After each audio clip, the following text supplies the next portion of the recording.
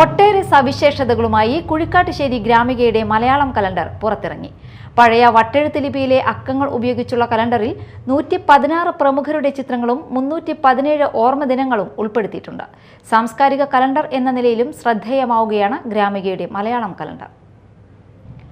കുഴിക്കാട്ടുശ്ശേരി ഗ്രാമിക ഇ.കെ. ദിവാകരൻ പോറ്റി സ്മാരക വായനശാല and digital ലൈബ്രറിയുടെ പേരിൽ പ്രസിദ്ധീകരിക്കുന്ന കൊല്ലവർഷം 1202 മലയാളം കലണ്ടർ പുറത്തിറങ്ങി. പഴയ വട്ടെഴുത്ത് ലിപിയിലുള്ള അക്കങ്ങളാണ് തീയതികൾ രേഖപ്പെടുത്താൻ കലണ്ടറിൽ ഉപയോഗിച്ചിരിക്കുന്നത്. സ്വാതന്ത്ര്യ സമര സേനാനികൾ, നവോത്ഥാന നായകർ, സാമൂഹ്യ പരിഷ്കർത്താക്കൾ, പ്രമുഖ സാഹിത്യകാരന്മാർ, കലാകാരന്മാർ തുടങ്ങി വിവിധ മേഖലകളിൽ പ്രശസ്തരായ 116 പേരുടെ ചിത്രങ്ങളും 317 പേരുടെ ഓർമ്മദിനങ്ങളും മറ്റു സ്മരണീയ ദിനങ്ങളും കലണ്ടറിൽ ഉൾപ്പെടുത്തിയിട്ടുണ്ട്.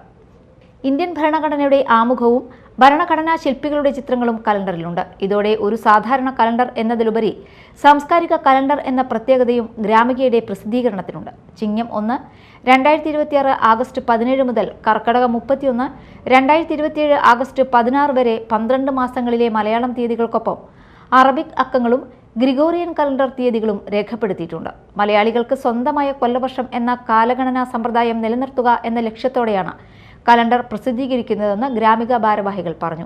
കവി ബാലകൃഷ്ണൻ അഞ്ചത്ത്, എഴുത്തുകാരൻ ഡോക്ടർ വത്സലൻ ബാദുശ്ശേരിക്ക് നൽകി കലണ്ടർ പ്രകാശനം ചെയ്തു.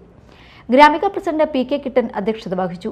പൊതുപരീക്ഷകളിൽ മികച്ച വിജയം നേടിയ ഗ്രാമിക അക്കാദമി വിദ്യാർത്ഥികളെ ഗ്രാമപഞ്ചായത്ത് അംഗം മിനി പോളി അനുമോദിച്ചു. വനമിത്ര പുരസ്കാര ജേതാവ് VK. Sreedharan, doctor Vadakkedath Padmanabhan, vice president EK. Mohandas, secretary NP. Shindo, joint secretary VR. Manu Prasad എന്നിവർ സംസാരിച്ചു. Media time, Mala.